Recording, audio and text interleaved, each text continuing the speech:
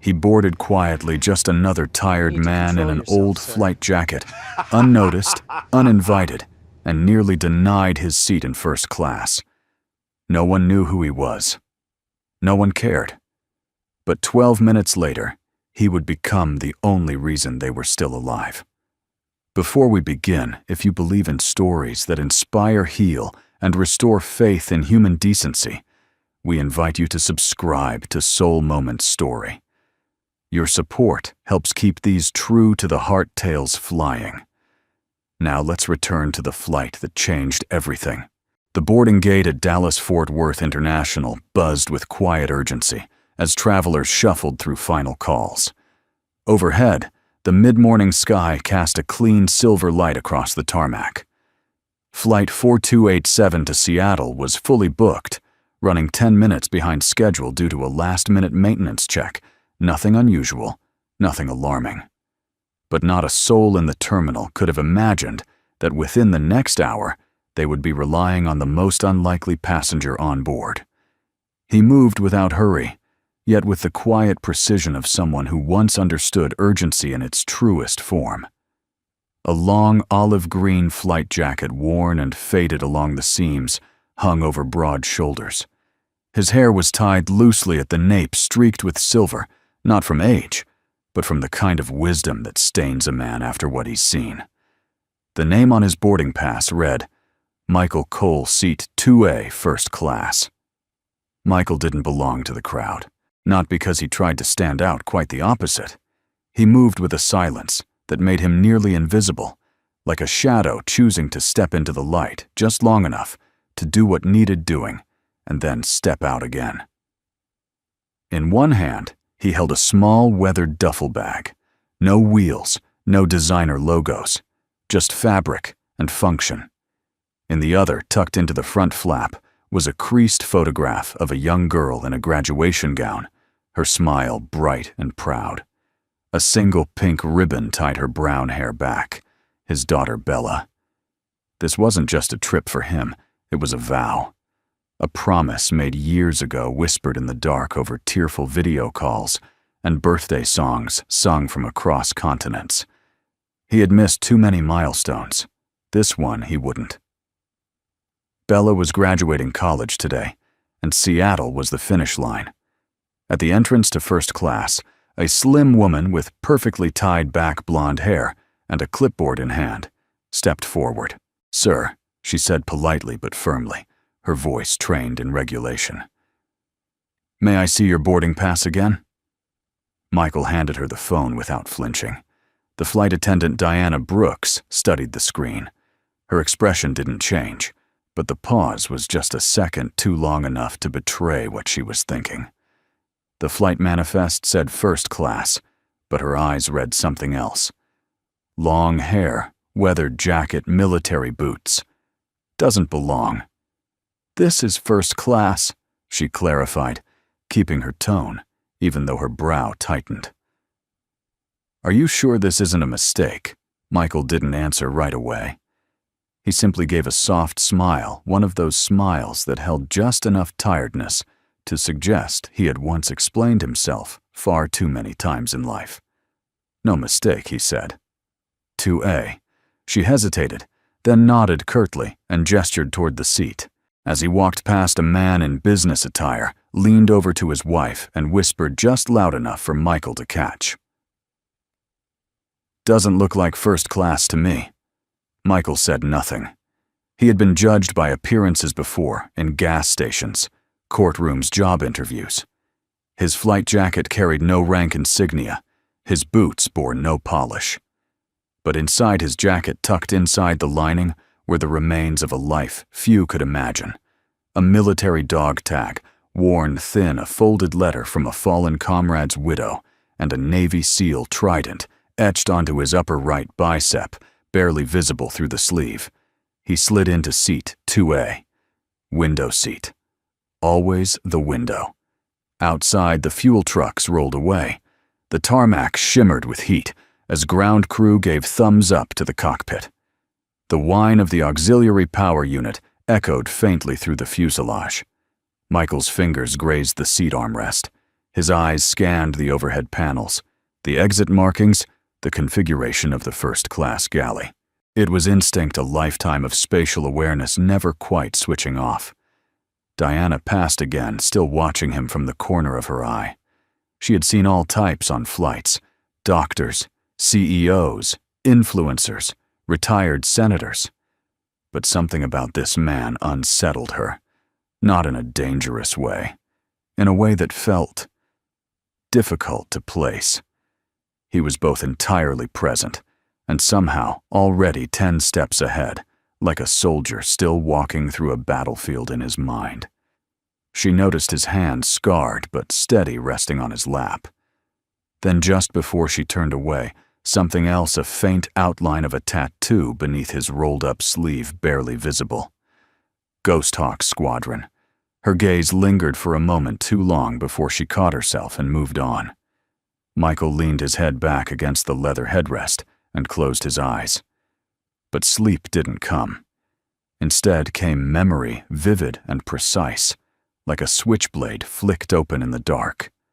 Afghanistan, 2009, Coast Province. The shriek of missile alerts, smoke-filled cockpits, radio chatter screaming over each other.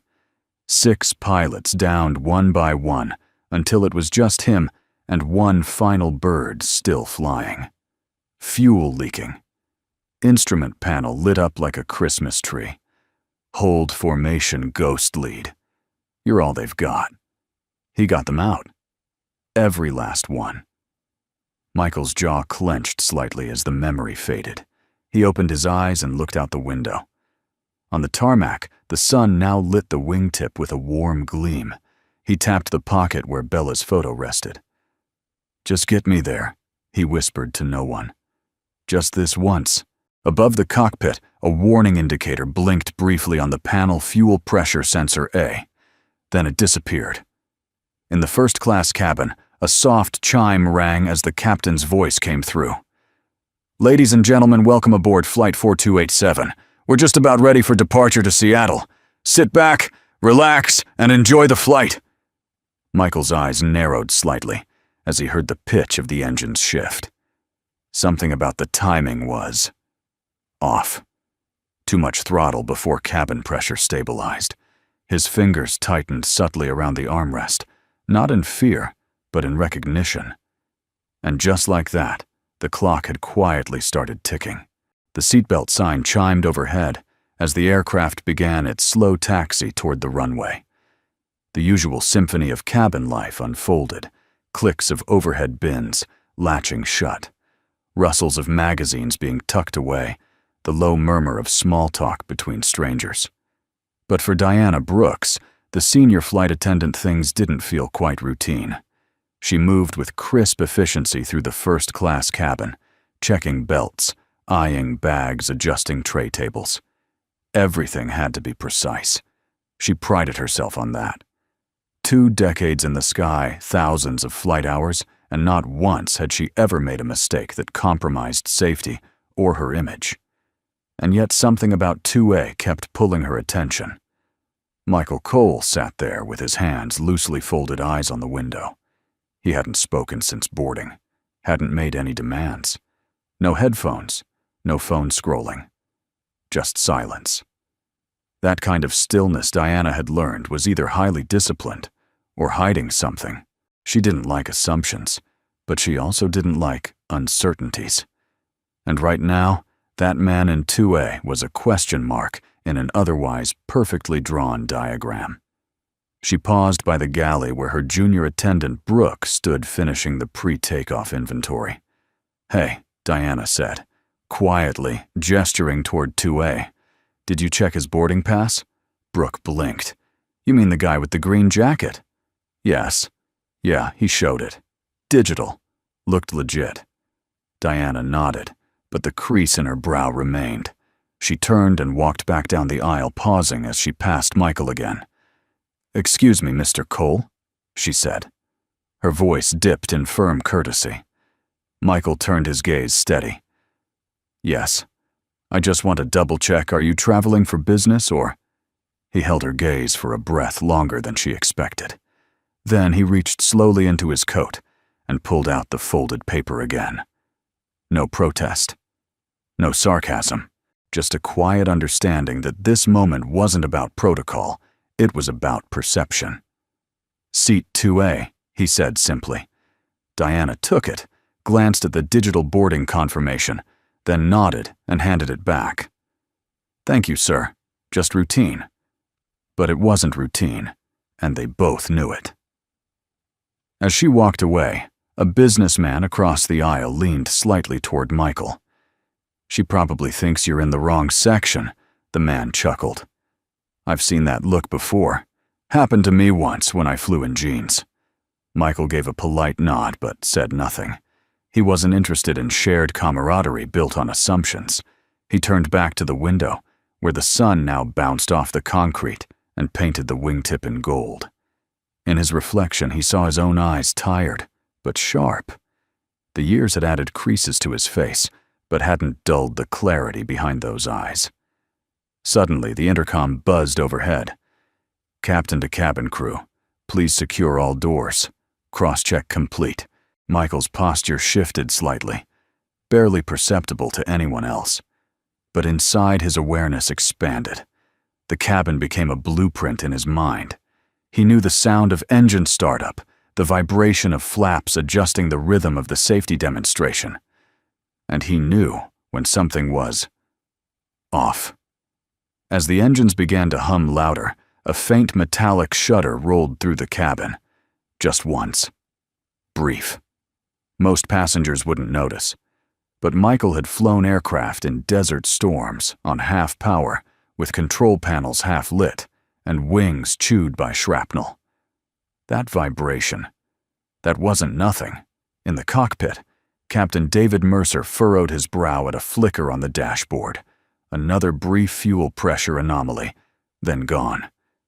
He made a note on his log, tapped the screen, and moved on. The plane was still within tolerance. Back in the cabin, Diana passed down the aisle again, this time carrying a tray of hot towels. As she reached Michael's row, he gently raised a hand to decline. "No, thank you," he said softly. She paused, noticing the subtle lines on his knuckles, thin white scars healed long ago. Not the kind earned in a factory or workshop. These were the kind left by metal harnesses, salt air and ejection levers. "You're military?" she asked, tone suddenly softer. Michael looked at her for the first time without the wall. "Was," she nodded, then lowered her voice. "Army-Navy," he said, then added, "Long time ago." "Ah," she hesitated. "My dad was Army. Korea. Still wears his jacket to church." Michael's lips lifted faintly. "Then I'm sure he's earned the right." She nodded again, then moved on, cheeks slightly flushed. As the plane taxied toward the runway, Diana returned to the galley and leaned against the wall. Brooke looked up. "Everything okay?" Diana hesitated, then said almost absently, "You ever feel like you misjudged someone based on—" "Nothing." Brooke raised an eyebrow. "Only every time I swipe on dating apps." Diana chuckled, but her mind was elsewhere. At that moment, the aircraft turned toward runway 36R. A moment of silence settled over the cabin as the engines whined louder, preparing for full thrust. Michael's grip tightened slightly on the armrest, not from nerves, but from sheer awareness. He could hear the engine rhythm, feel the vibration through the seat, sense the delay between throttle and pitch. The bird was dragging. Just a little, but dragging. As the engines roared and the aircraft surged forward, passengers were pressed back into their seats. Brooke, over the intercom, began her routine. "Ladies and gentlemen, we're now on our way to Seattle. Flight time today will be approximately 3 hours and 20 minutes. Michael barely heard her. His eyes were locked outside. As the nose lifted and the plane left the ground, he felt it a tiny stutter, like a skipped heartbeat. Then the climb evened out. He exhaled slowly. Not a failure, but a warning. The plane was at 5,000 feet and rising. The sky opened wide in every direction, a gradient of blue stretching over cotton candy clouds. And far beneath that beauty, something simmered, a system not quite right. A warning light dismissed too quickly, a vibration misread. In 2A, a man no one had wanted in first class, a man they nearly escorted out of the seat he'd earned, closed his eyes again, not to sleep, but to listen, to the pulse of the aircraft, to the rhythm of things most others couldn't hear. Judgment had passed, but redemption. That was still 12 minutes away. The cabin leveled off at cruising altitude, and a soft chime echoed through the fuselage as the seatbelt sign flicked off. Passengers exhaled in collective relief, shifting in their seats, flipping open tray tables, or reaching for the drink menu. But in first class, the air remained heavier than it should have been, as if some tension had risen with the altitude, and now lingered unseen but undeniably present. Diana Brooks stood near the galley, arms folded, eyes flicking now and then toward seat 2A. Michael Cole sat as before, upright, composed, silent. But it was that very stillness that unnerved her. There was something off-script about him, something that didn't match the typical first-class flyer. No laptop, no casual banter, no cocktail request. Just a man with a gaze that didn't seem fixed on the present, but somewhere beyond or beneath it. She glanced down at the manifest again. Name, Michael Cole. Age, 38. Seat 2A. Nothing irregular, nothing flagging TSI. But still, something itched at her training. She reached up, pressed the intercom button to the cockpit, and spoke in a hushed tone. Captain Mercer. It's Diana. Could I trouble you for a moment when you're free? There was a pause. Then the captain's voice crackled back. I'll be out in a minute. Inside the cockpit, Captain David Mercer raised an eyebrow and looked over at his first officer, Jared Kim. Keep an eye on things. I'll stretch my legs and see what this is about. David unstrapped, stretched his back, the bones cracking in protest, and stepped out into the first-class cabin. He was a man in his late 50s, weathered but solid, the kind of pilot who had flown through thunderheads over the Atlantic long before GPS became standard. His presence exuded quiet command, and that was exactly why Diana had asked for him. She motioned subtly toward Michael's seat as he approached. David nodded. What's the issue? I'm not sure, Diana whispered. He's unusual, not dangerous, but something about him doesn't sit right. He's first class, but no checked luggage, no business attire, no small talk. Just observes, a little too calmly. David cast a quick glance at Michael. The man met his gaze without flinching.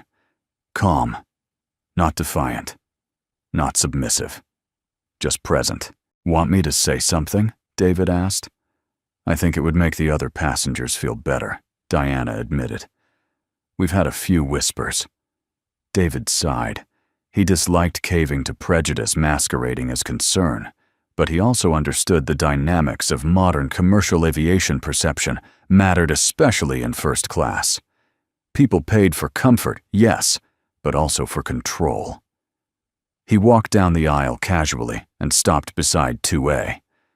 Afternoon, Sir David said in his best captain's tone, polite, authoritative, designed to disarm. Michael looked up the corners of his mouth, lifting just slightly. Captain, he acknowledged. David's eyes narrowed. Mind if I ask where you're headed today, Seattle? Michael said evenly. Business or pleasure?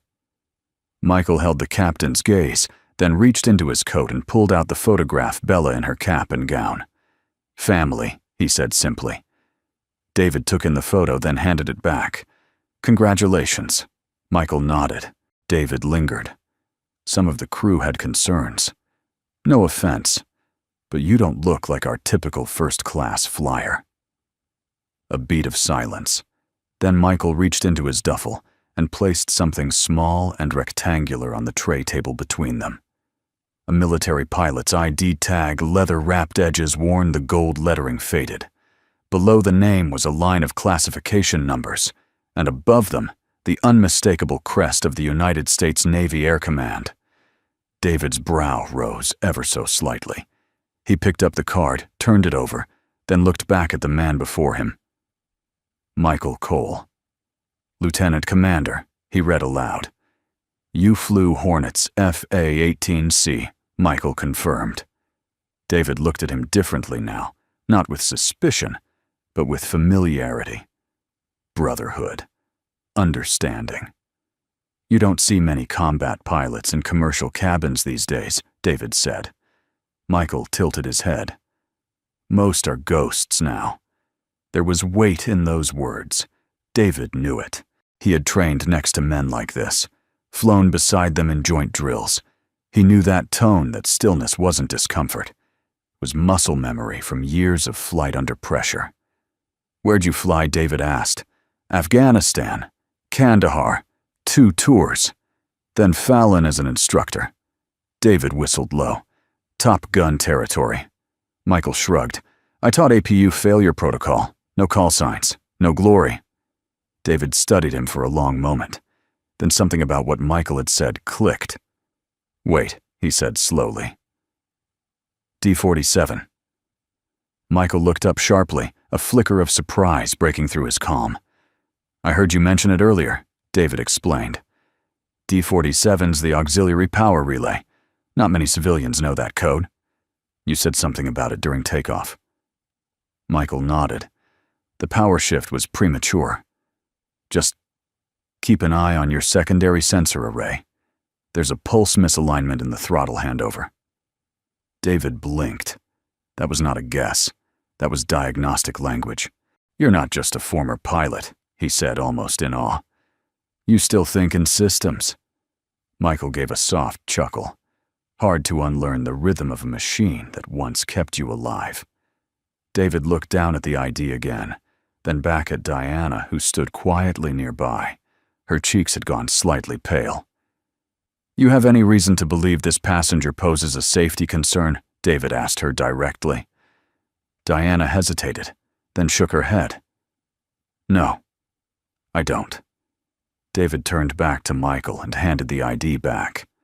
Well, sir, I think you're more qualified than most of us up front. If anything feels off to you, don't hesitate. Michael nodded. Understood. David reached out and shook his hand. Firm. Grounded. Honest. Then he turned to Diana, voice low. Next time someone judges a man by his jacket, maybe remember what those jackets once meant. She nodded, eyes on the floor. Michael tucked the ID away, leaned back into his seat, and resumed his gaze out the window. But the atmosphere around him had changed. He hadn't said much, hadn't defended himself with anger or pride. He'd simply shown who he was and let others adjust accordingly. Above the clouds, the aircraft sailed smooth, but something had already begun to shift, not in the systems, not yet, but in the people. And the man in 2A. He was no longer a question mark. He was a wild card, and soon the only card that would matter. The sky beyond the cabin windows stretched in an endless canvas of blue. Thin ribbons of cirrus clouds drifted beneath them, like delicate brushstrokes, serene and undisturbed. At 28,000 feet, the aircraft seemed to glide more than fly an illusion of peace, suspended in pressurized steel and aluminum. In Seat 2A, Michael Cole sat still as a sculpture. But inside the quiet wasn't peace. It was a countdown. He could feel the shift in the cabin pressure when the aircraft climbed past 25,000 feet, fractionally slow, just enough to register in the bones of a man who'd once flown combat jets through mountain passes at Mach 1.1.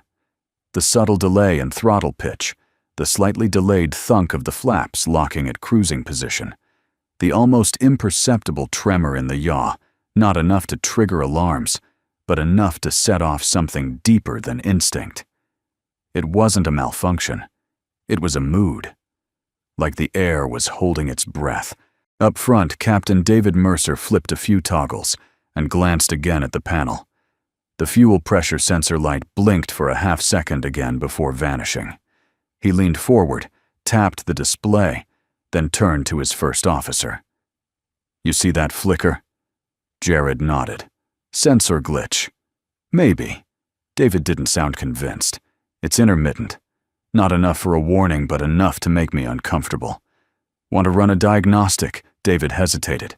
They were 40 minutes into the flight, mid-cruise, too far from Dallas to turn back too early to start a descent toward Seattle. "Let's monitor for now," he said. "If it hits again, we'll notify ATC." Back in the cabin, Diana rolled the beverage cart slowly down the aisle. Her hands moved automatically, pouring, offering, smiling, but her mind was still on her encounter with Michael.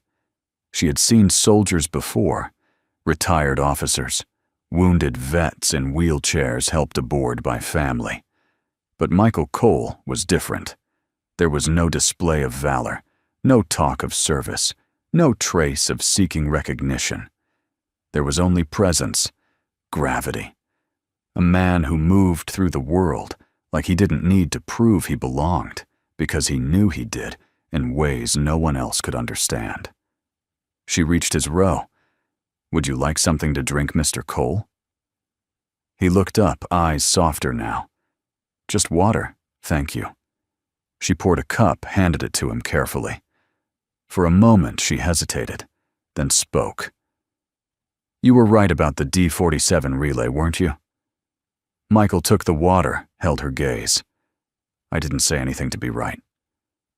"But you were," she pressed gently. "Captain Mercer said it was insightful." Michael offered a faint smile. "Flying teaches you to listen, not just to the aircraft, to everything. Most people are too busy reacting. Pilots don't have that luxury." Diana looked at him a long moment, then nodded. "I was wrong earlier," she said quietly. "About you." Michael's gaze didn't soften or harden. He just nodded once. "We've all been wrong before," he said. "The important part is whether we learn from it." She lingered a moment longer, then moved on. But something in her chest had shifted, like a guilt she hadn't named had now been acknowledged. Back in the cockpit, another light flickered. Fuel pressure sensor B. This time it lasted 2 full seconds before blinking out. David sat upright. "That's 2 sensors in under an hour," he said sharply. "Same system. That's no coincidence." He reached for the radio. "Seattle Center, this is Flight 4287. We're experiencing intermittent sensor readings on fuel pressure. No active alarm yet, but requesting vectors in case we need to descend or divert." "Copy 4287, came the reply. "Advise if conditions worsen. Holding pattern is available near Yakima. Weather clear." David looked at Jared. "We're not declaring emergency, but keep your eye on the left side indicators. If the APU or backup relay spikes, we act." In the cabin, Michael's eyes shifted upward, subtly toward the bulkhead, where the emergency light indicators were hidden behind smooth plastic. He didn't need to see the actual warning. He knew the behavior of that aircraft, an Airbus A321, modified with extended range tanks. Most commercial passengers never noticed how aircrafts talked, but Michael did. And right now, this one was whispering something. He leaned forward, pulling a folded sheet of paper from his bag, a sketched schematic worn at the folds. A training diagram from his days, teaching auxiliary systems at Fallon Naval Air Station. His finger traced the system fuel pump to valve, to sensor, to relay. Then stopped. D47 to D47B junction. If the sensor glitch propagated to the backup circuit. Michael exhaled slowly. They'd lose both pressure readings. That wouldn't just throw up a red light. It would trigger a full system lockdown, cutting off the engine's fuel flow as a safety protocol. And at 30,000 feet, that wasn't a warning. That was a death sentence. The beverage cart clattered in the galley as the plane suddenly lurched. Not much, just a short, sharp dip, like the aircraft had caught its breath wrong. Gasps rippled through the passengers. A businessman dropped his coffee. A woman clutched her husband's arm. Michael felt it in his spine, the kind of drop no autopilot caused. He glanced down the aisle where Brooke, the junior attendant, steadied herself against the side panel. "Ladies and gentlemen, please return to your seats and fasten seatbelts. This may be brief turbulence." Her voice was composed, but her eyes weren't. Michael stayed seated, eyes narrowing. He leaned forward and gently pressed the call button overhead. Diana returned quickly, a hint of concern shadowing her features. "Is there anything I can help you with?" "Mr. Cole," Michael's voice was low but resolute. "Do you have cockpit access authorization?" She blinked. Why tell Captain Mercer if the backup fuel relay hasn't been isolated yet? He needs to do it now. Diana's breath caught. He'll understand. Just say, D-47B, fallback sequence failure, ghost protocol. Her eyes widened slightly. Ghost protocol. He'll know what that means. She didn't ask another question. She turned and ran. In the cockpit, David heard the knock before the door buzzed. Diana's voice came rapid, barely above a whisper. "Sir Michael Cole says, if you haven't isolated the backup fuel relay, do it now. D-47B, fallback sequence failure. He said, ghost protocol." David froze. That phrase, ghost protocol, wasn't in any manual. It was part of an off-the-books exercise from a classified Navy simulation he'd observed a decade ago. A theoretical cascade failure only shared in elite training circles. The man in 2A didn't just remember the aircraft. He knew its secrets. David turned to Jared. "Shut off relay D-47B. Switch to manual fuel pressure monitoring. Confirm APU bypass on standby." Jared complied, fingers flying over toggles. The system restabilized. Lights dimmed, then glowed steady. The aircraft breathed again. Back in the cabin, passengers were still murmuring nervously. But in seat 2A, Michael Cole closed his eyes, not in sleep, but in vigilance. The plane was stable. For now.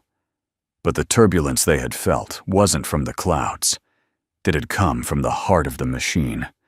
And only one man on board had heard it clearly enough to act. The cabin lights flickered once, then again. This time, longer. At first, the passengers assumed turbulence, a slight bump, a moment of dimmed light, commonplace, even expected. But then came the shudder. A deep, low groan from beneath the cabin floor, like the plane had suddenly swallowed a mouthful of air it couldn't digest. Michael Cole's eyes snapped open. Across the aisle, a baby began to cry. Somewhere in the back, a drink tray clattered to the ground, sending cans of soda rolling beneath the seats. The aircraft dropped.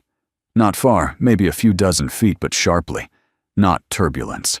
A dip, a hiccup in lift. Michael unbuckled his seatbelt and stood. Across the aisle, Diana's voice rang out, just controlled enough to sound like protocol, just strained enough to betray real fear. "Ladies and gentlemen, please remain seated with your seatbelts fastened. This is only light turbulence. We'll be through it shortly." But Michael had already moved down the aisle. Not quickly, not aggressively. With purpose. Quiet. Controlled. Diana stepped in front of him. "Sir, I need you to sit down." "You need to let me into the cockpit," he said calmly. "You can't be in the aisle during— If we don't kill power to the APU backup sequence right now, this aircraft will suffer total systems failure in less than 60 seconds. Diana blinked. What Michael didn't raise his voice, didn't panic. But the calm in his eyes was terrifying. The backup fuel relay is feeding corrupted data. If it loops again, the system will interpret it as a pressure breach and cut fuel to the left engine. The auto-protection cascade will follow. We'll lose hydraulics, navigation, communications. Diana stared at him, then turned. Captain, the cockpit door opened seconds later, Captain Mercer already rising from his seat. "Let him in," he ordered. Inside the cockpit, alarms were chirping, one, then two, then a blaring cascade. Red. Fuel press. 1. Amber. IYD stab. Michael stepped in and immediately dropped into the observer's seat. His fingers moved to the overhead panel, tracing toggles, like a man reading Braille. "Throttle down to 58%, he said sharply. "Engage manual pressure override. Shut off APU injection valve." David obeyed. Jared's hands followed, but with a slight tremble. The aircraft shuddered again. Michael scanned the panel. "Your left engine's receiving false low-pressure readings.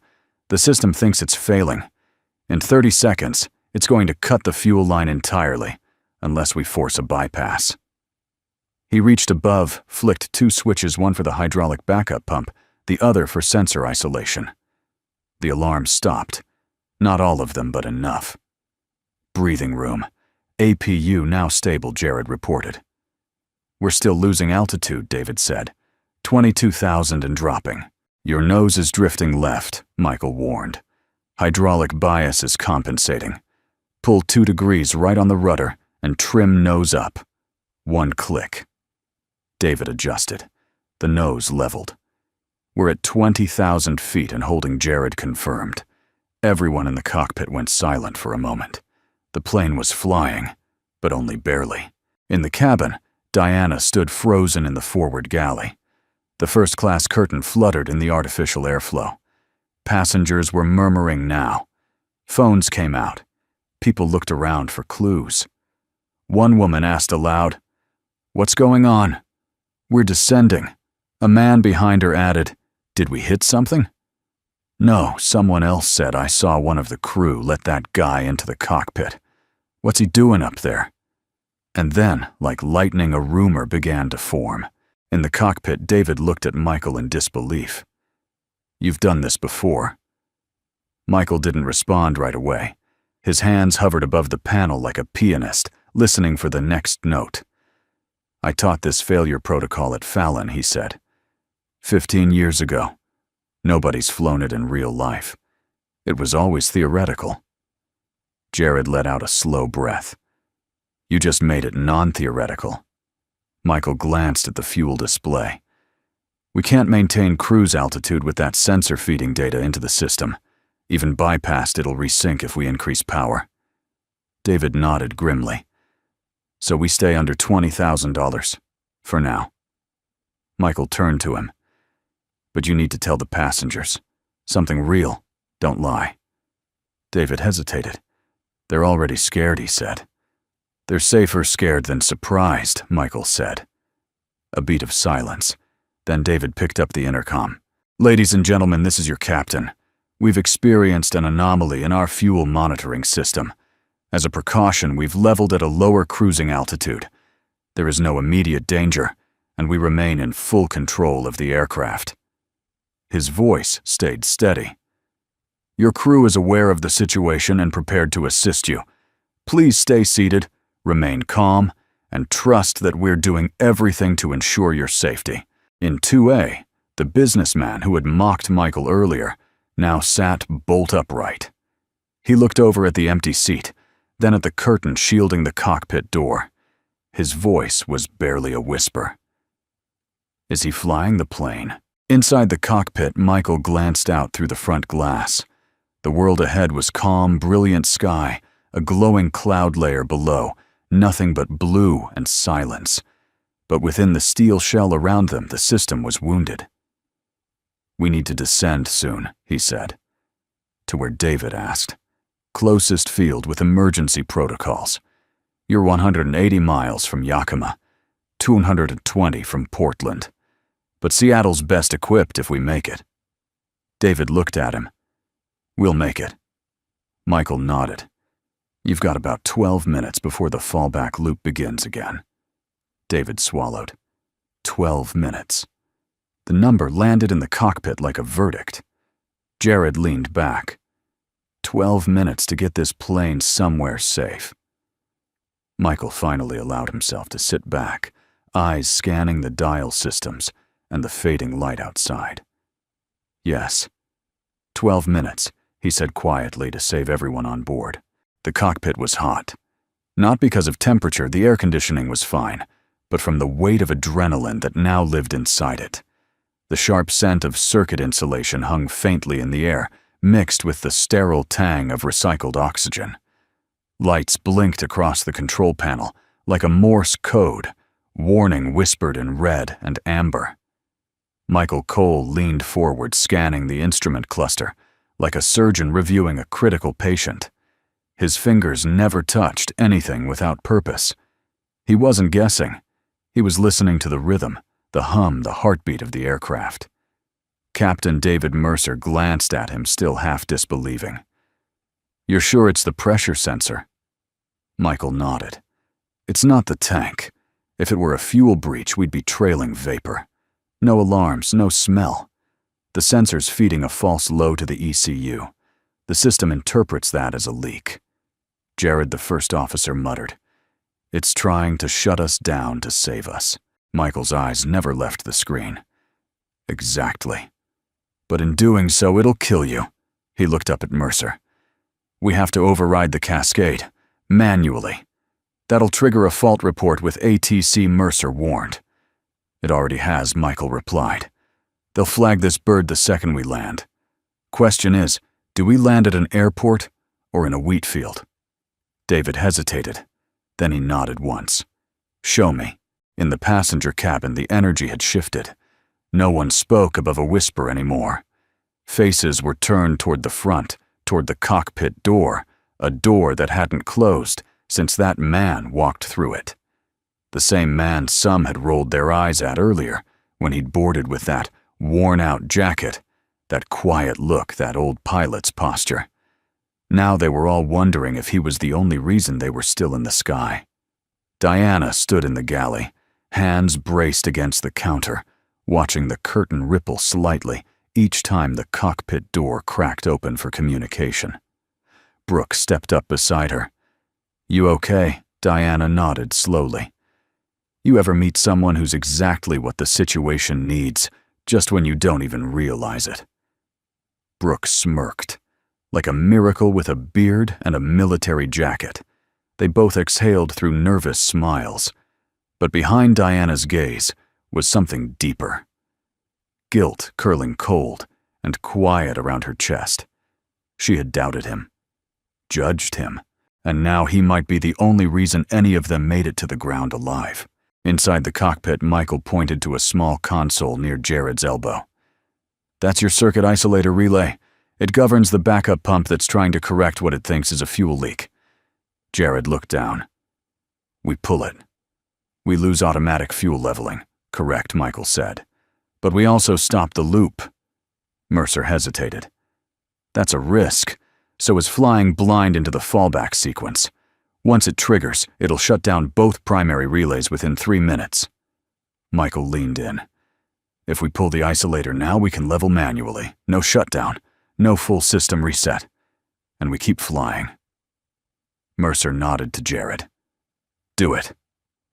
Jared's fingers trembled as he reached down, gripped the small black toggle and pulled. For a moment, nothing happened. Then silence. No beeping. No chirping. No blinking. The cockpit fell into stillness. Michael watched the fuel pressure readings. They held. Not perfect, but stable. He exhaled. "That buys us time." Back in the cabin, Diana stepped up to the intercom and lifted the handset. She looked down at her hands and realized they were shaking. She steadied her breath, then spoke.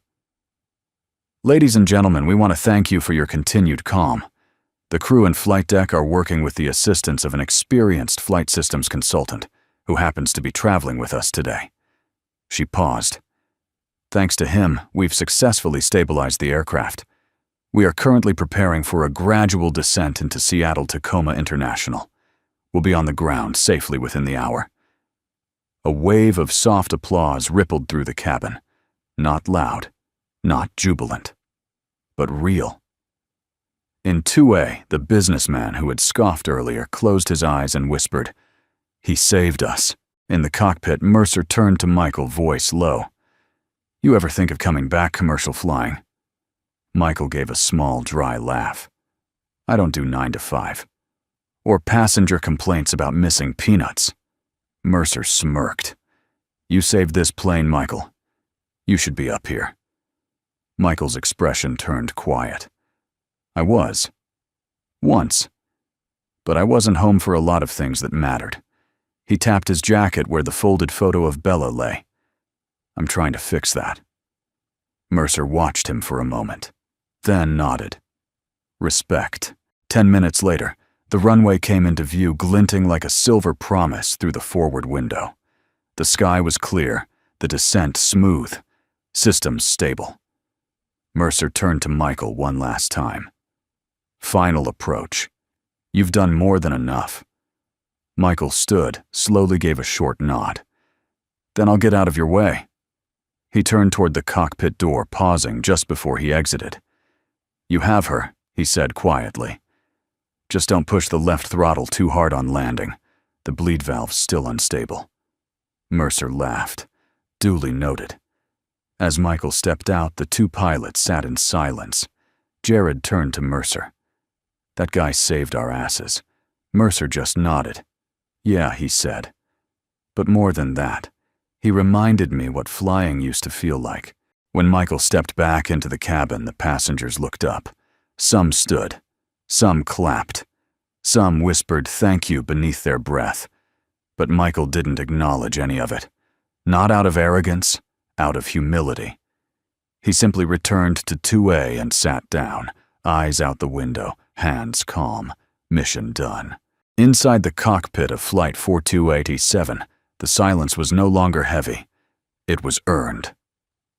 For the first time in over 40 minutes, the aircraft's warning panels were quiet.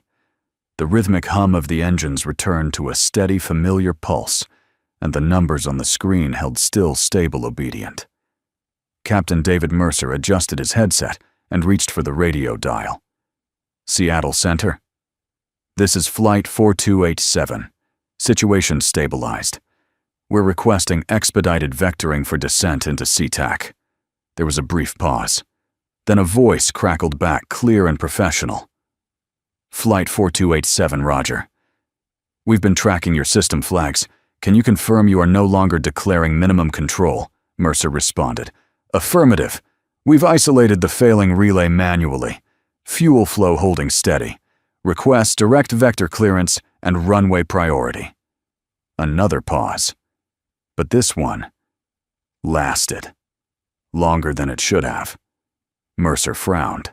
Then the voice returned. Only this time, it wasn't a generic air traffic controller. It was personal. And it trembled. Flight 42, who's on board? Mercer blinked. Say again. The woman on the other end sounded breathless, as though the words were rising from a place buried deep. Who's helping you? Who isolated the relay?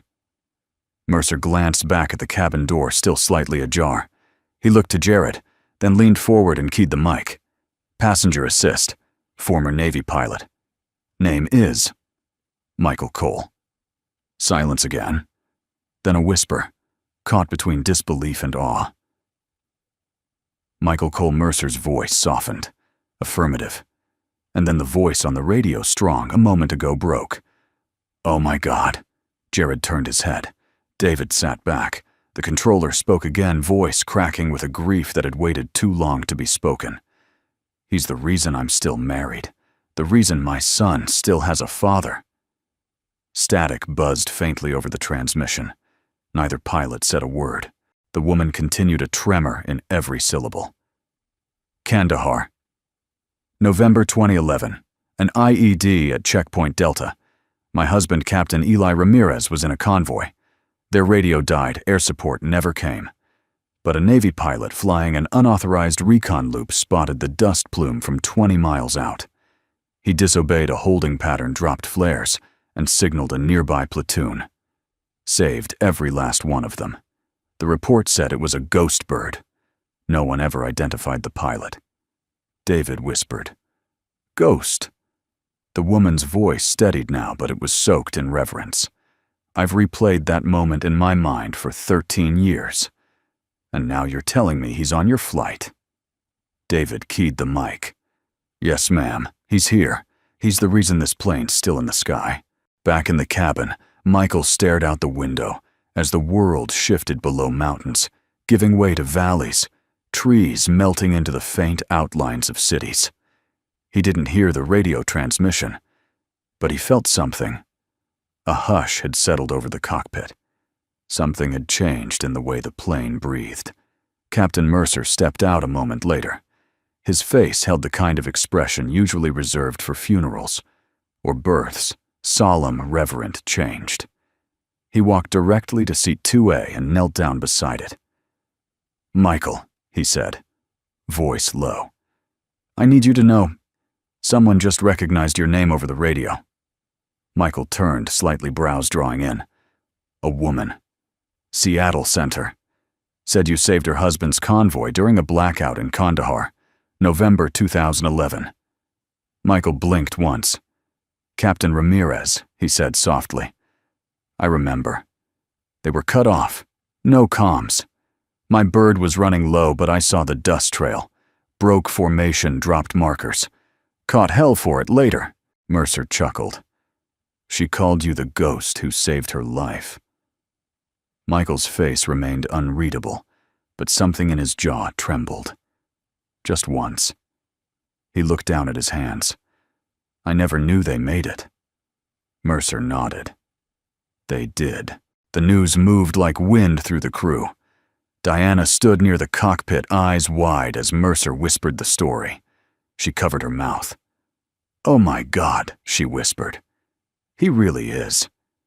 Mercer finished the sentence for her. "Exactly who we needed." The final descent began 20 minutes later. Seattle came into view, a hazy city of glass and bridges wrapped in pale autumn light. The sun was beginning to set, casting long golden streaks across the clouds. In the cabin, tension gave way to quiet reflection.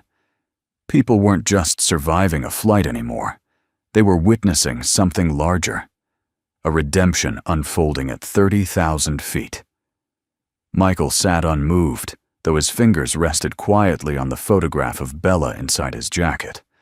His breathing was slow, deep, like a man preparing to let go of something he'd carried for far too long.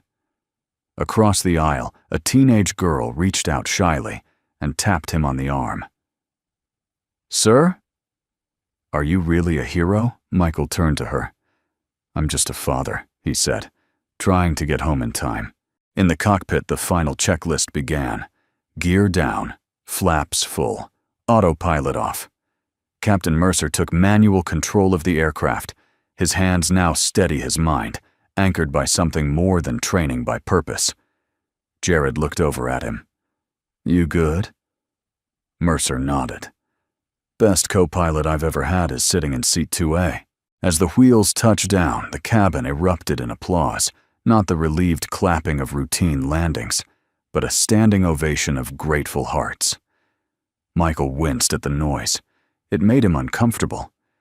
But for the first time in years, he didn't shrink from it. He nodded once, accepted it, not as praise, but as closure. The plane rolled gently to a stop at gate C-17, its engines winding down into a mechanical sigh.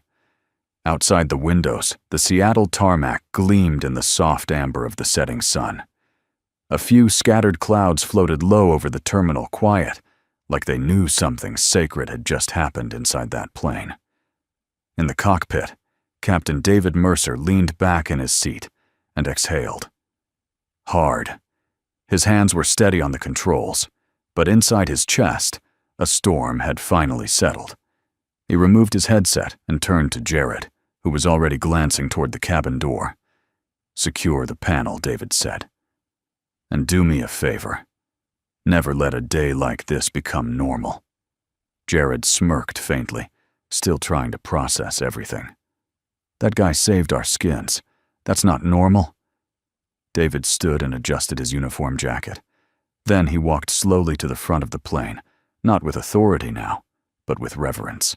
In the cabin, the passengers remained seated unusually quiet, waiting for something they couldn't quite name. Then the cockpit door opened. Captain Mercer stepped out. He didn't grab the intercom. He didn't need to. He stood just past the curtain, looked at the rows of people who had once eyed a man in seat 2A with side glances and suspicion. He raised his voice, not loudly, but clearly. "Ladies and gentlemen," he began, "thank you for your patience today, and thank you for your trust." A pause. "I'd like you to know, what you just experienced wasn't just a safe landing. It was a miracle made possible by someone who wasn't wearing a uniform, but who's given more to this country than most people ever will." He turned toward 2A. Michael Cole looked up, weary but composed. This man, Mercer continued, stepped in when the aircraft systems began to fail. He identified a dangerous fault before even the cockpit could confirm it. He helped us isolate the issue, stabilize the flight, and land safely. Murmurs rippled through the rows. Mercer wasn't done. His name is Michael Cole. He's a former Navy pilot, a combat instructor, a man whose actions have saved lives both in war zones and, as of today, at 30,000 feet over the American Northwest. He paused. He didn't do it for recognition. He did it because that's who he is. The cabin was silent for a beat. Then, like a wave, passengers stood one row after another, and a powerful, slow-building applause rose from the floorboards. It wasn't frenzied. It wasn't performative. It was respect. Earned. Raw. Real. Michael stood slowly, almost reluctantly. He gave a single nod of acknowledgement.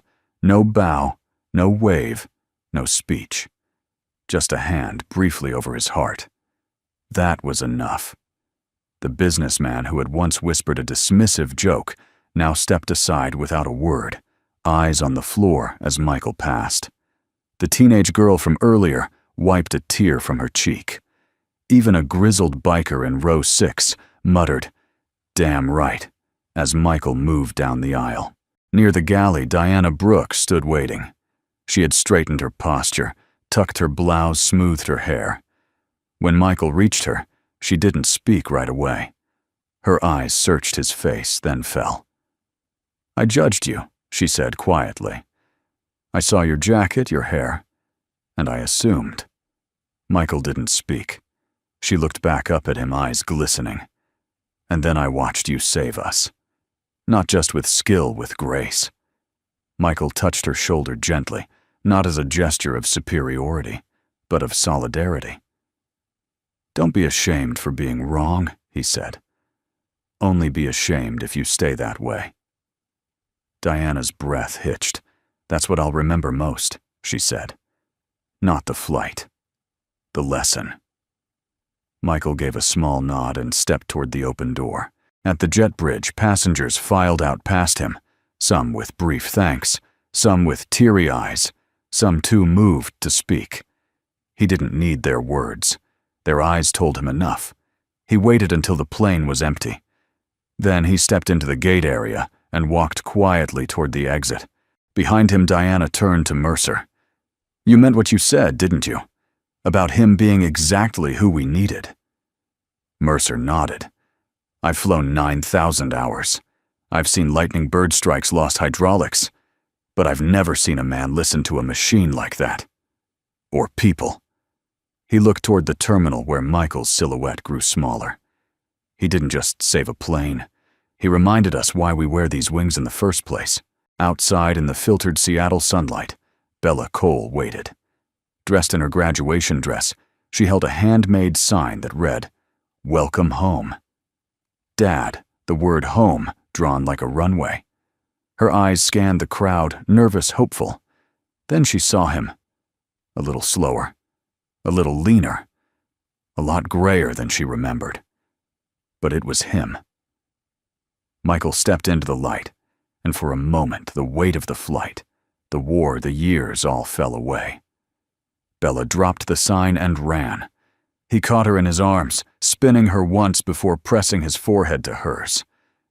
"You made it," she whispered. Michael smiled through glassy eyes. "I told you I wouldn't miss it this time." Diana watched from the terminal window. She didn't cry, not exactly, but she felt something break loose inside her, something cynical, something old. and it was replaced with something better.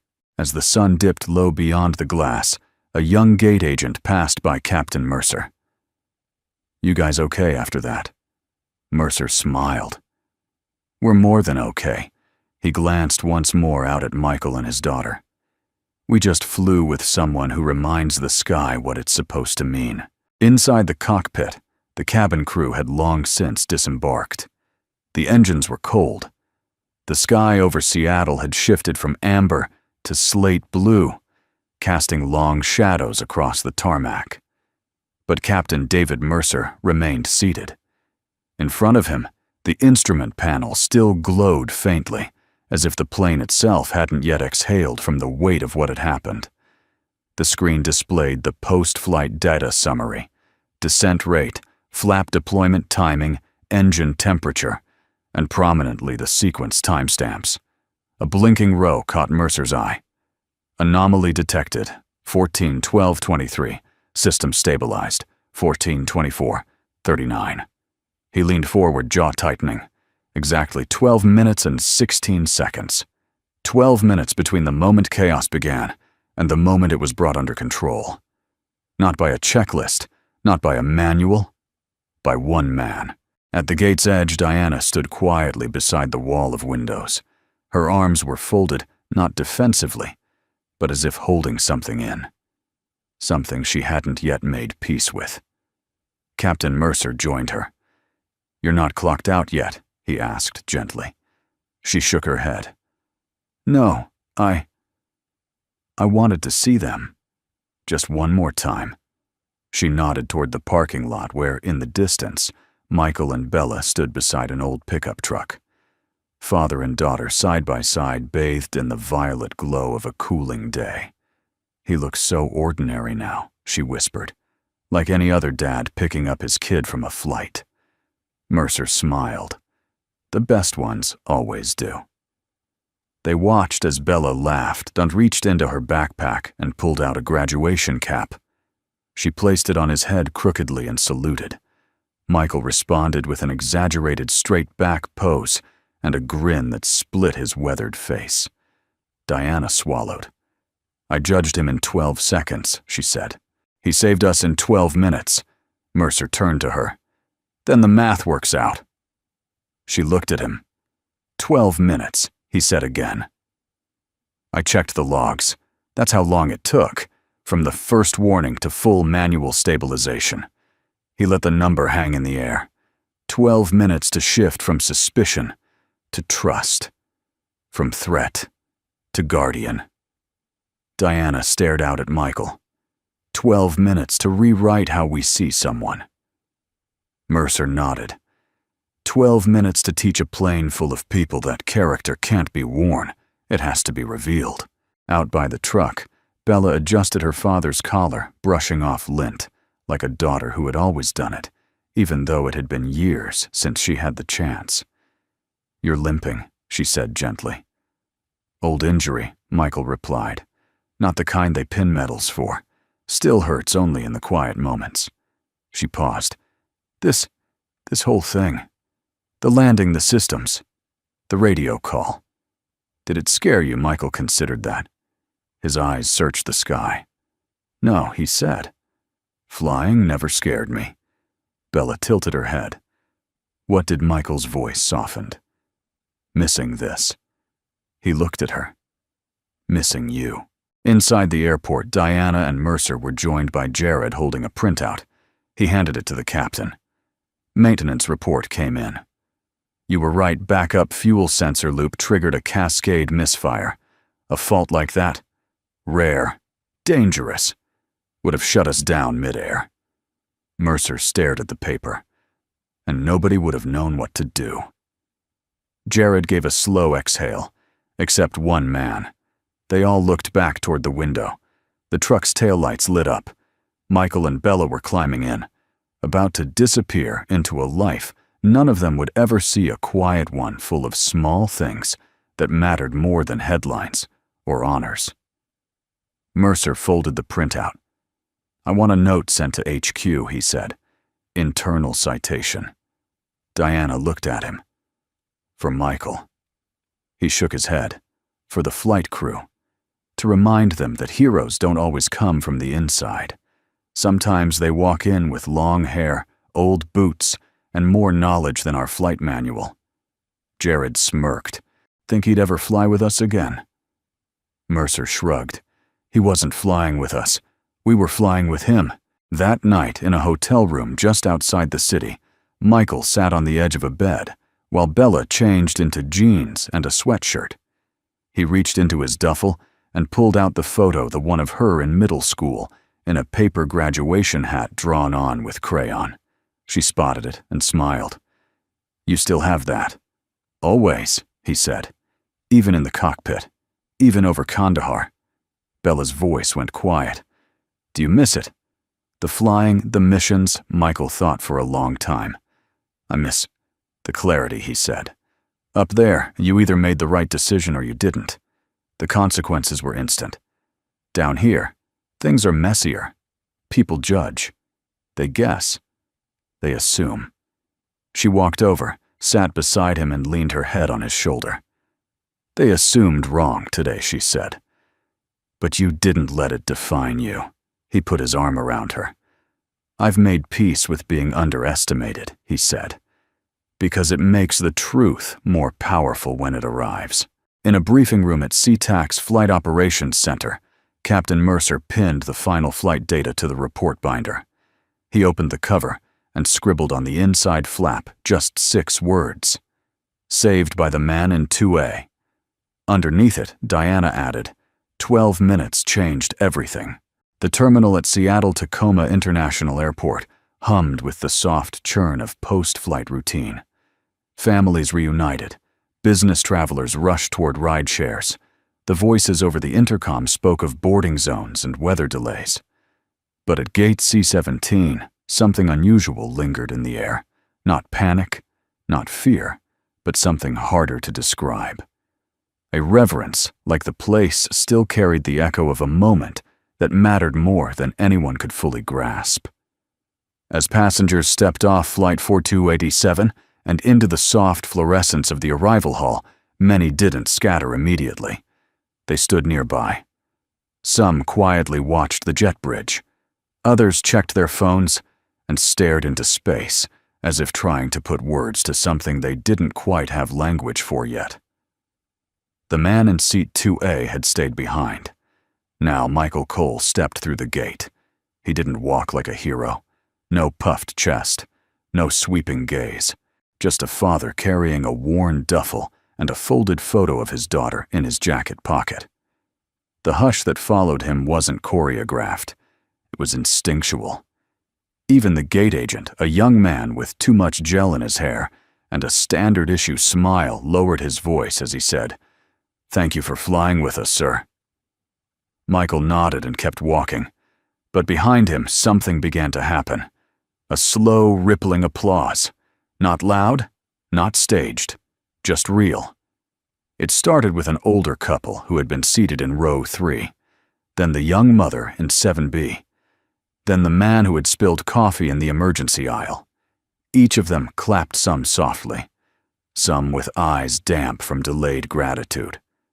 Michael paused at the terminal entrance and turned, slightly caught off guard by the sound. They were clapping for him. He shook his head gently, more out of humility than protest, and then he raised one hand, palm outward, in a quiet salute. It wasn't military, it wasn't theatrical.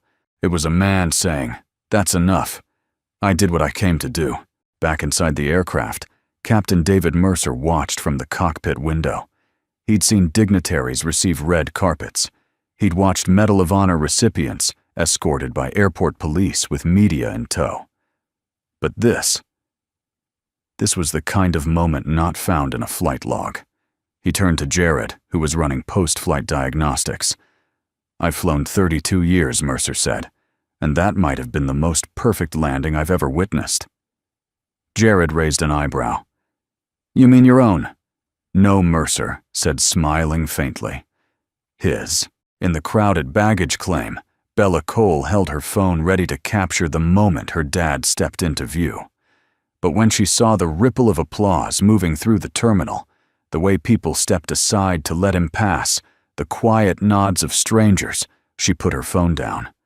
Some things were too sacred to film. She walked toward him. No sprint this time. No shouting. Just the gravity of a daughter who finally got the moment she'd been promised. He stopped. She opened her arms. The hug was longer this time, tighter. No words. Then Bella leaned back and looked him over, amused. "You okay?" she asked. Michael smirked. "I've flown worse landings. Crashed a few too. Not today." He shrugged. "Close." She tilted her head. "So what happened?" Michael inhaled slowly. Sensor failure. Cascade trigger. Could have dropped the engines. Knew the signature from years ago. Bypassed it manually. "Is that your way of saying you saved a plane full of people?" He chuckled.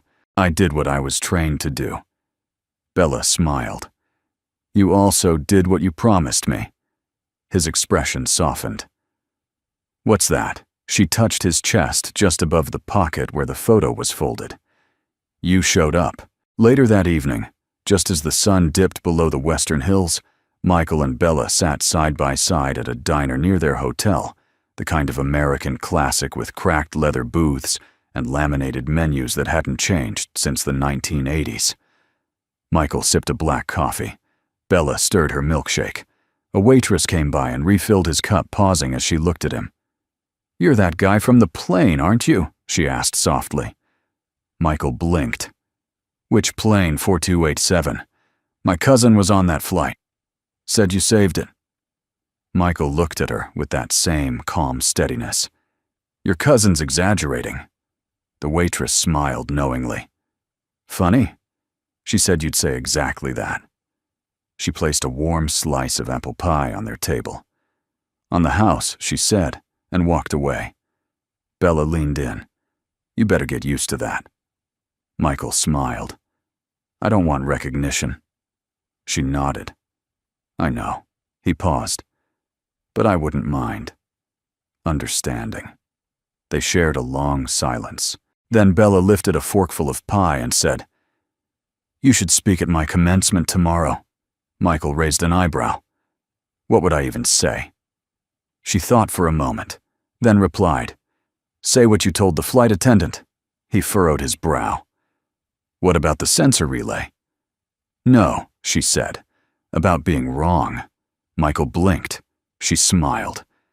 "Tell them that we all judge. But the real question is, do we learn from it?" Outside, the night settled in. The world had moved on. Other flights took off. Other passengers arrived. Other stories unfolded. But for the people on Flight 4287, one truth would always linger. They had been in the presence of something rare. Not just a skilled pilot. Not just a quiet man. But a soul who reminded them you don't need to wear the uniform to be a hero. Sometimes, just showing up when it matters most is enough. The next morning, sunlight poured through the sheer curtains of a modest hotel room outside Seattle. It was a new day, clear, crisp, unburdened. But for Michael Cole, it felt like something had been quietly rewritten in the space between midnight and morning. He stood at the small desk by the window, carefully refolding his daughter's photograph, the one he had carried through every deployment, every base transfer, every storm cloud inside and outside the cockpit. This time, as he slid it into his wallet, his hands didn't tremble. Today he would see her walk across the graduation stage. And this time, he wouldn't be watching on a screen. He would be there. In the hotel lobby, Bella waited by the front desk, in a flowing white dress, simple, elegant, and radiant, with the kind of joy only hard-earned moments could carry. She was scrolling through her phone lips, pressed into a tight line, clearly trying not to cry. When Michael stepped out of the elevator, she turned and her breath caught. "Wow," she said softly. He had shaved. Not everything, just enough to clean up the years. His long hair had been tied back neatly, and his old flight jacket had been replaced with a pressed, navy blue blazer, slightly ill-fitting at the shoulders, but clean. I feel like I'm walking you down an aisle, he joked. Bella smiled through misty eyes. You kind of are. They stood in silence for a beat. Then she slipped her arm into his. Let's go. The university auditorium buzzed with excitement. Rows of folding chairs stretched across a polished hardwood floor. Families filled the back rows with signs, flowers, and cheap cameras. The air smelled faintly of fresh paper programs and coffee. But amidst the noise, Michael felt strangely at peace. He hadn't been to a graduation ceremony since his own, which technically had been a Navy commissioning service on a tarmac in Pensacola. There'd been no caps tossed in the air, no speeches about purpose and dreams, just orders, salutes, and the deep, quiet knowledge that the rest of his life would be lived under a higher kind of sky. This was different. This was her sky now. From his seat near the aisle, Michael watched Bella walk onto the stage. She didn't look for him in the crowd, not because she wasn't thinking of him, but because she knew he was there. She could feel it, like warm sunlight through a window. When her name was called, Bella Cole, magna cum laude, the applause rose politely across the auditorium. But one pair of hands clapped a little harder, not louder, just deeper. Like each clap carried the weight of promises kept.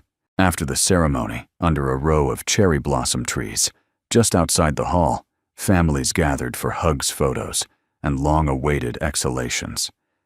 Bella found her father by a bench, sitting quietly beneath a pink canopy of petals.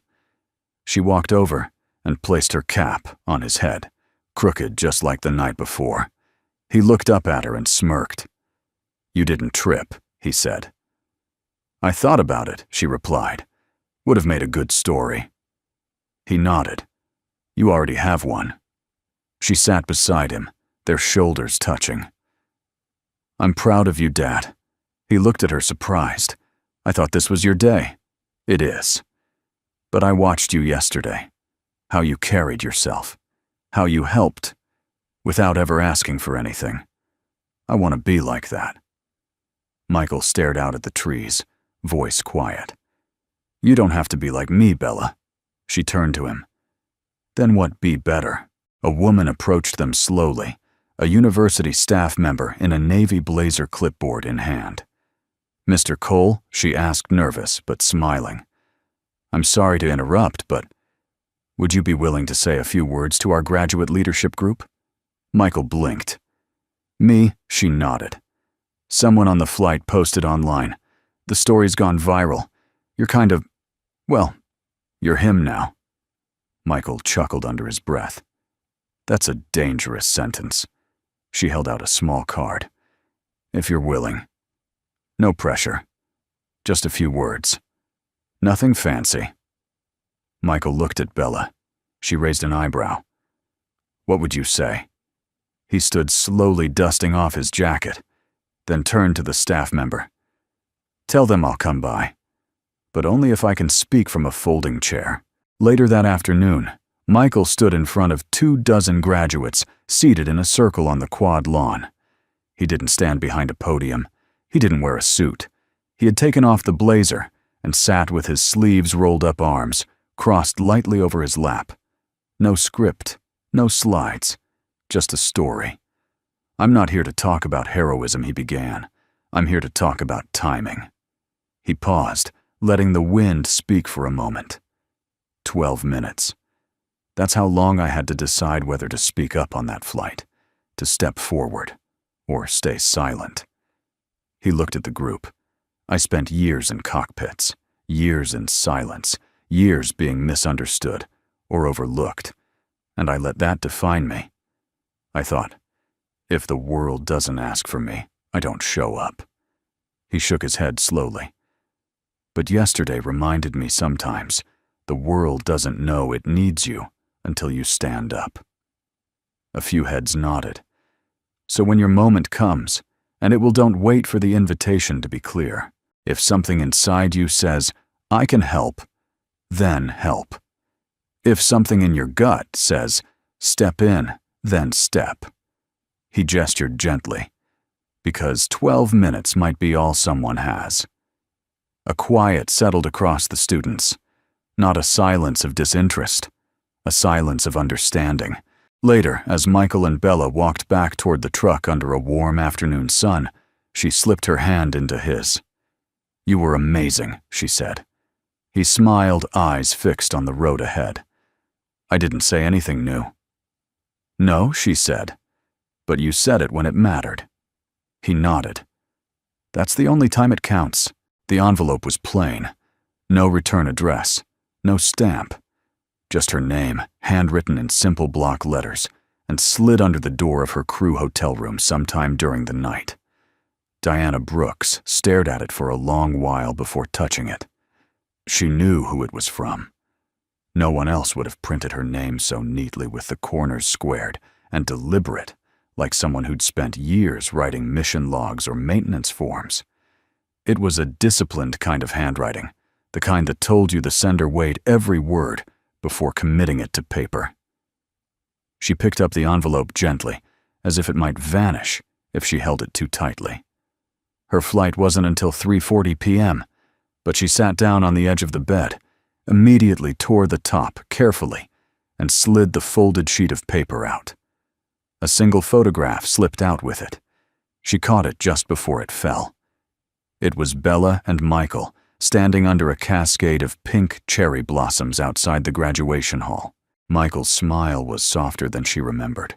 His arm rested around Bella's shoulders with the easy protective confidence of a man who'd found peace in simply being present.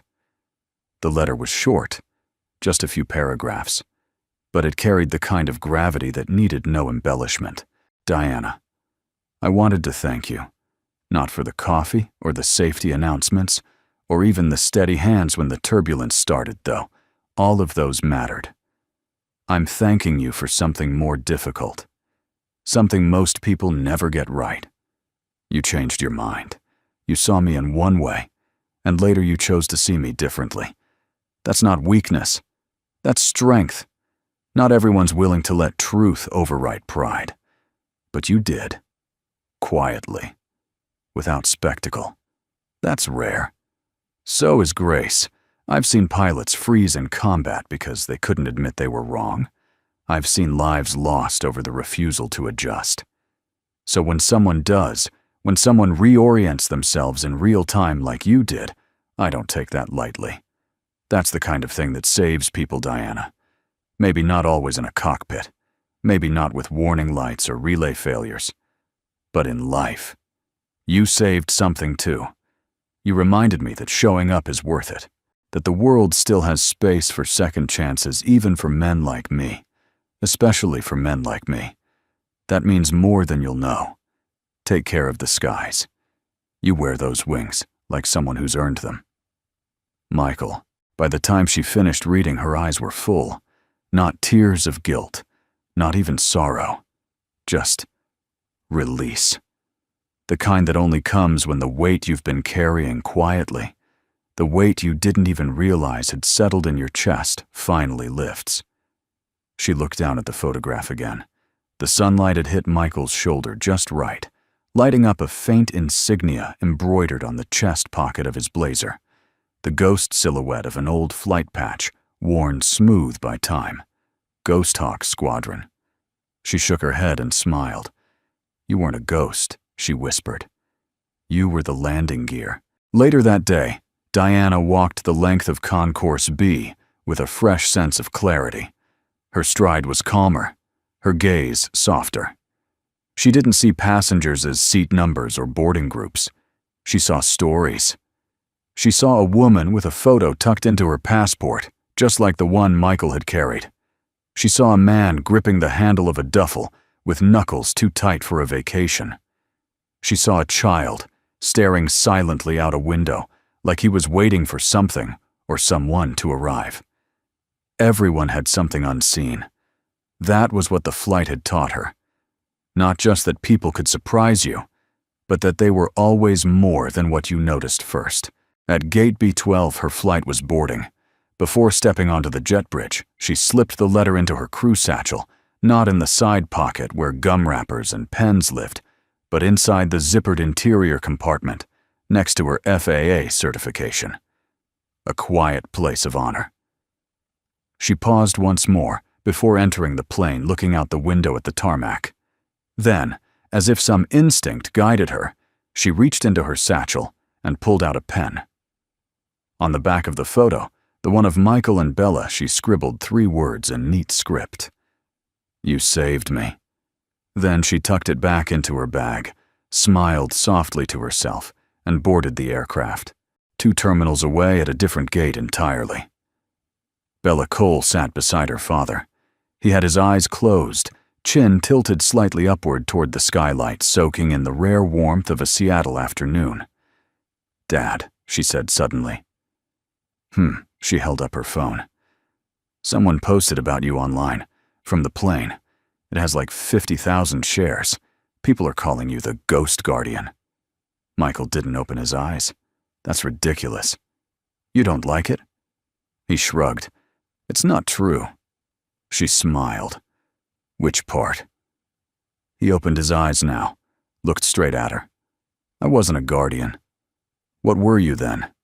He paused. A man who refused to stay seated when something needed fixing. She grinned. "You know, that's kind of badass." Michael leaned back. "I'll let you handle the headlines," he said. "Just don't let them forget who I was doing it for." She reached over and squeezed his hand. "They won't." Outside, a jet took off with a roar, and in its shadow, 2 figures stood side by side. No capes, no medals, no spotlight. Just a father and a daughter. Both stronger for what they had walked through. Both grateful for a flight that didn't just land safely, but brought them home. 6 months later, the Seattle sky shimmered in early autumn light, that rare kind of crisp, golden clarity that felt earned after months of gray. Inside the main terminal at SeaTac Airport, something unusual was happening. Gate C-17, once like any other, had been transformed. Not with balloons or banners. Nothing loud. Just a long velvet table, 2 podiums, and a digital backdrop above the gate counter that read, "Project Bella. Flights of Honor. A new chapter in aviation gratitude." Passengers gathered, flight crews paused between rotations, and security staff leaned discreetly against the walls to listen. The murmurs were gentle, curious, warm, and at the center of it all stood Diana Brooks in full uniform. But this wasn't her flight. Today she was here to speak. She stepped up to the podium, adjusted the microphone, and looked out at the small crowd with the calm assurance of someone who had earned every word she was about to say. "6 months ago," she began, "I stood right here working what I thought was going to be another routine flight to Seattle." A pause. But on Flight 4287, something happened. Something technical. Yes, a systems failure, a near-cascade malfunction. But also something human. Something that changed how I see my job, this uniform, and the people who walk onto every plane I serve. She glanced to the side toward a man standing quietly behind the scenes. Michael Cole. Same long frame, same calm eyes, but cleaner shaven, a bit more rested. His navy blue jacket was worn but pressed, and a new pin had been added beside the faded Ghost Hawks patch, a small silver emblem of folded wings with a graduation cap in the center.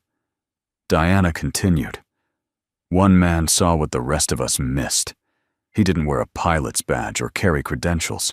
He wore scars and memory, and the quiet confidence of someone who's failed, fallen, and found a way to stand back up."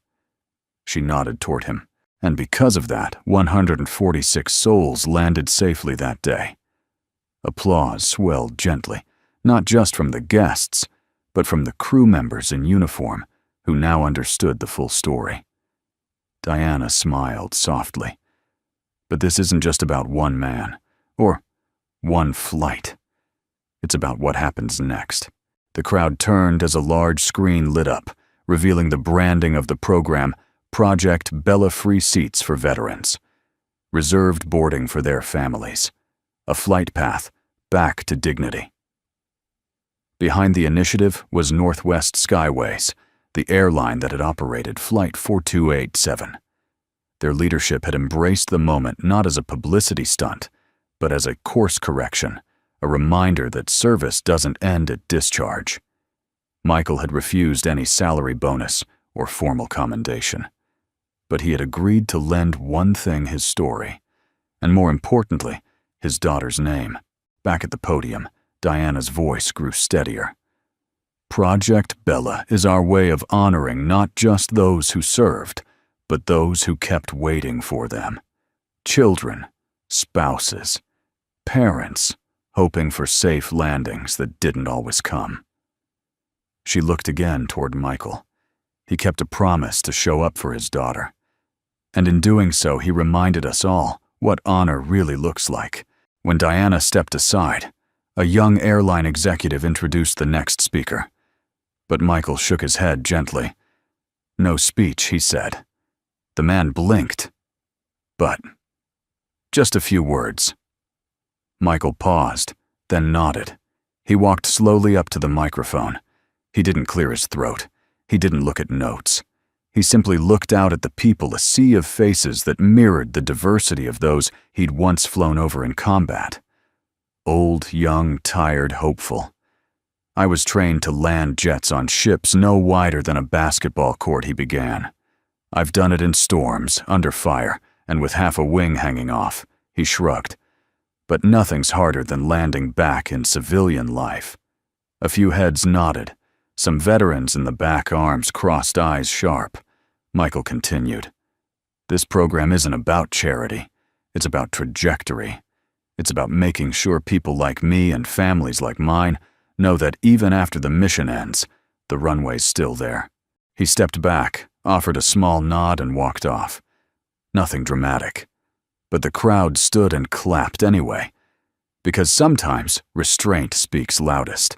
After the ceremony, Bella approached her dad with a lanyard badge in hand. "Guess what?" Michael raised an eyebrow. "You're pregnant." She elbowed him. "Dad," he smiled. "Okay." "What?" She held up the badge. "Northwest Skyways, internship program, flight communications." "I got in." She beamed. Michael blinked. "That's what you applied for. I told them I wanted to help tell the stories of veterans and their families. Make sure they're not forgotten." He looked at her, really looked, and saw not the little girl in the crayon cap, but a woman taking flight on her own terms. He nodded. "You're going to be good at that." Outside, a plane roared overhead, banking slowly into the western sky. The contrail split the blue like a soft tear in a curtain, leaving behind a fading streak of memory and momentum. Michael stood beside Diana, watching it climb. She glanced at him. "You're not used to this kind of attention, are you?" He shook his head. "Not really built for stages." "You know," she said, "I kept thinking about what you said. About showing up when the world doesn't ask." He didn't respond. She smiled. "You didn't just show up, Michael. You redefined what showing up means." He looked over modest. "Maybe." She added quietly, "You changed me. That's not maybe." They stood for a moment in silence. Then she handed him a folded piece of paper. It was the flight log from 4287. At the bottom, signed by Captain Mercer, were 5 simple words. "Flight completed with unexpected grace." Michael folded the page, tucked it in his pocket beside Bella's photo, and nodded once. "Good log." Then he turned to the gate, slipped on his duffel, and headed toward departure. "We'd love to know, where are you watching from today? Whether you're in a small town, a big city, or somewhere in between. Your presence here means the world to us. If this story touched you or reminded you of someone you love, consider subscribing to Soul Moment Story. We share tales that honor quiet strength, everyday heroes, and the kind of goodness the world still needs. Thank you truly for spending your time with us. Until next time, stay well, stay kind, and keep believing in the power of second chances.